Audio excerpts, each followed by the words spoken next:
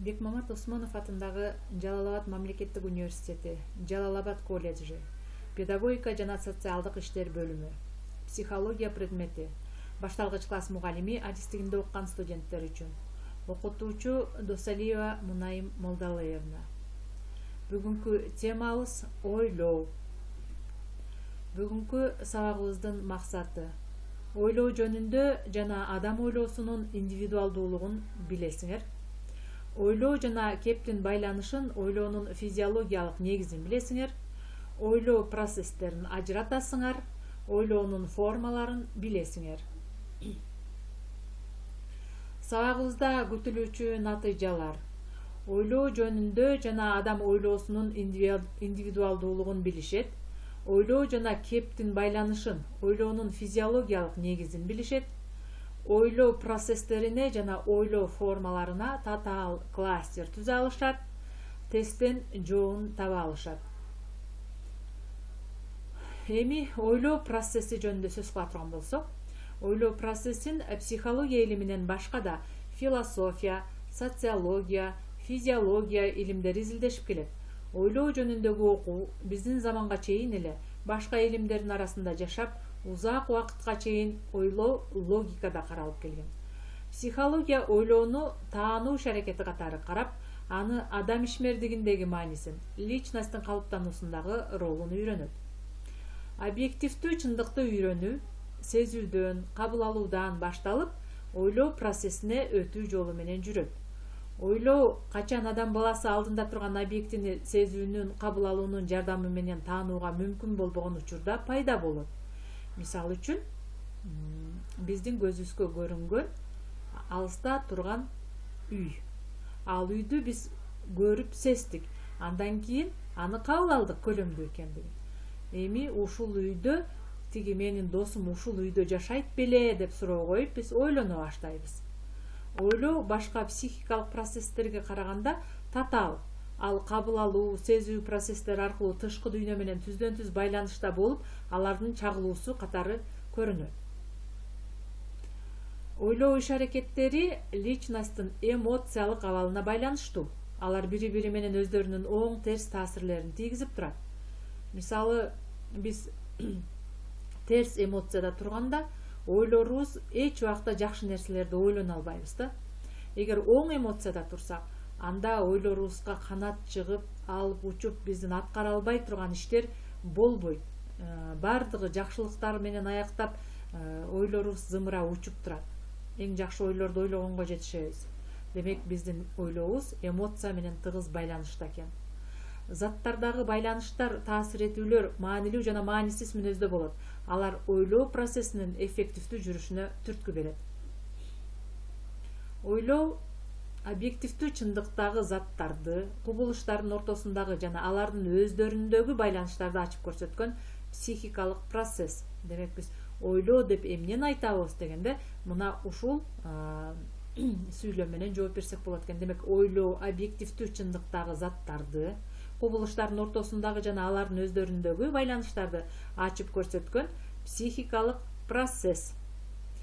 Ойлоонун туюу сезими менен болгон көрүнүшүн карап көрө турган болсок, ойлоо менен туюу бул бир процесс катары көрүнөт. Бирок туюу сезими ойлоодон кийин пайда болот. Ойлоону үйрөнүү катары дагы карап көрөбүз. Себеби үйрөнүү мезгилинде биз сөзсүз түрдө ойлоо процесси ишке ашарын билебиз. Ойлоону маалыматты иштеп чыгаруучу процесс катары тааныйбыз. Себеби дегенде, биз ойлоо аркылуу кандайдыр бир маалыматты ачып көрсөтө алат экенбиз. Адамдын ойлоосунун индивидуалдуу өзгөчөлүгү, аутизм. Адамдын аң сезими кандай жекелик менен мүнөздөлсө, ойлоо да ошондой эле жекеликке ээ. Ар бир адамдын аң сезими кандай жекеликке ээ болсо, ойлоосу дагы ошондой. Ар бир адамдын ойлоосу өзүнө гана тиешелүү. Ал эми аутизмдик ойлоо бир жактуу, көпчүлүк учурда мазмунду түшүндүрүп турган белгилери так болбогондуктан реалдуу ойлоодон алыс турат. Бул ар адамдарда эле кездеше бербейт. Айрым адамдарда кездешүүчү ойлоонун түрү катары каралат. Ойлоонун физиологиялык негизи. ойлоонун физиологиялык негизин баш мээнин кыртышында пайда болгон убактылуу нервтик байланыш же мээнин рефлектордук иш аракети түзөт. Бул байланыштар реалдуу чындыкты чагылдыруучу экинчи сигналдык системанын жардамы менен ишке ашат. Биринчи сигналдык система бул көңүл буруу, кабыл алуу, сезүү болсо, экинчи сигналдык система болуп бул сөз эсептелинет. Ойлоо жана кеп. Ойлоо, тил жана кеп өз ара тыгыз байланышта. Ойлоонун негизи болгон экинчи сигналдык система сөздөн жана кептен түзүлөт. Ойлоо түшүнүктөр аркылуу ишке ашуучу операция. Ойлоо тормоздолгон кеп, кеп болсо үн чыгарып айтылган ой. Экөөнүн айырмачылыгы, ойлоо бул кыскача болот. Бир эле кичинекей эле убакыттын ичинде көптөгөн ойлорду ойлоп салсак болот. Ал эми үн чыгарып айтылганда бул убакытты талап кылат. Айырмачылыгы мына ушунда. Эми ойлоо процесстери. Ойлоонун бир канча процесстери бар экен. Аларга анализдөө, синтездөө, салыштыруу, абстракциялоо. Бул ойлоо процесстер болуп эсептелинет.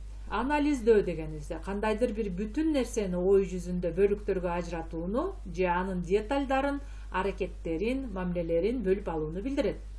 Синтездөө болсо анализдөөгө тескери операция. Бүтүн заттын деталдары, касиеттери кайрадан жыйналып үйрөнүлөт. Анализ процессинин натыйжасы. Салыштыруу. Кубулуштарды, заттарды бири-биринен айырмалоо жана алардын окшоштуктарын табуу. Абстракциялоо болсо конкреттүү нерсени үйрөнүүдөн айрым белгилеринен жана жактарынан ой түрүндө алыстоону түшүндүрүүчү татаал процесс болуп эсептелинет. Бул ойлоо процесстери. Ал эми ойлоонун дагы формалары бар. Ой жүгүртүү, ой корутундулоо жана түшүнүк деген. Ой жүгүртүү үйрөнүлүүчү объектини анын касиеттерин жокко чыгарууну же чыгарбоону тактоону билдирет. Ой жүгүртүү карай турган болсок. Ой корутундулоо өзү айтып турат, бул эки же бир канча жыйынтыктын натыйжасында жалпы жыйынтыкка келүү. Түшүнүк болсо бул предметтин, кубулуштун жалпы жана негизги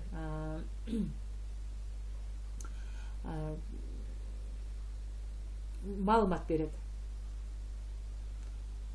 Эми ойлоо деген процесске биз татаал кластер түзөбүз. Демек ойлоо процесси, анын өзүнүн негизги процесстери бар экен, ойлоонун формалары бар экен, ойлоонун түрлөрү бар экен.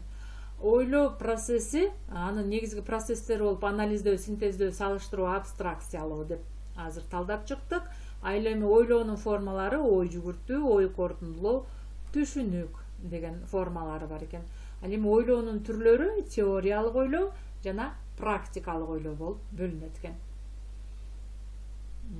Эми ушул алган билимибизди текшерүү үчүн тесттик тапшырмаларды аткарабыз.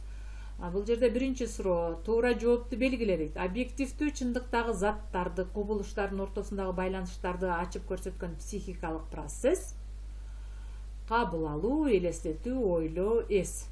Демек, объективдүү чындыктагы заттарды, кубулуштардын ортосундагы байланыштарын ачып көрсөткөн психикалык процесс бул ойлоо процесси. Сүйлөмдү толукта. Качан адам баласы алдында турган объектини сезүүнүн, кабыл алуунун жардамы менен таанууга мүмкүн болбогон учурда кайсыл процесс пайда болот? Эмоция, көңүл буруу, аң сезим, ойлоо. Демек, бул жерде сезүү менен кабыл алуунун жардамы менен таанууга мүмкүн болбогон учурда ойлоо процесси пайда болот экен. Туура эмес жоопту белгиле. Ойлоо менен кептин байланышы. Биринчи, ойлоонун негизин кеп түзөт. Экинчи, ойлоонун негизин кеп түзбөйт. Үчүнчү, ойлоо тормоздолгон кеп. Төртүнчү, кеп үн чыгарып айтылган ой. Демек, туура жооп бул жерде. Туура эмес жооп. Демек, ойлоонун негизин кеп түзбөйт деген экинчи жооп туура эмес. Дал келүүчүлүктү аныктап, бул татаал тестке кирет. Ойлоо жана анын формалары. Биз бир канча ойлоонун формалары, процесстери бар дегенбиз. Анда анализдөө, синтездөө, салыштыруу, абстракциялоо. Ал эми бул жерде жооптору катары анализдөө дегенде эмнени түшүнөбүз? Бул анализдөө дегенде кандайдыр бир бүтүн нерсени ой жүзүндө бөлүктөргө ажыратууну жана анын деталдарын, аракеттерин, мамилелерин бөлүп алууну билдирет. Демек бирдин Асы. Экинчи синтездөө. Синтездөө деген эмне? Синтездөө деген анализдөөгө тескери операция дегенбиз. Демек бул жерде анализдөөгө тескери операция бүтүн заттын деталдары, касиеттери кайрадан жыйналып үйрөнүлөт. Анализ процессинин натыйжасы деп турат. Демек синтездөө экинин Бсы. Салыштыруу. Салыштыруу бул кубулуштарды, заттарды бири-биринен айырмалоо жана алардын окшоштуктарын табуу. Демек үчтүн Всы. Абстракциялоо, конкреттүү нерсени үйрөнүүдө анын жактарын, белгилеринен ой түрүндө алыстоону түшүндүргөн татаал процесс бул абстракциялоо. Төрттүн Гсы. Демек жооп бул жерде А. Бирдин Асы, экинин Бсы, үчтүн Всы, төрттүн Гсы. Демек алган билимибизди дагы тесттин негизинде бышыктап алдык. Анда ошону менен үйгө тапшырма. Үйгө тапшырма адамдын ойлоо өзгөчөлүгү деген темада эссе жазуу. Андан кийин ойлоо жана аң сезимдин байланышын аныктоо. Интернет булактарынан материалдарды издеп, видеоролик даярдайсыңар. Ал эми адамдын ойлоо өзгөчөлүгү деген темада эссе жазасыңар. Эссени жазып АВМден жүктөйсүңөр. АВМде видеоролик даярдап муну мага жөнөтөсүңөр. Эмесе сабагыбыз бүттү. Көңүл бургандыгыңыздар үчүн чоң рахмат.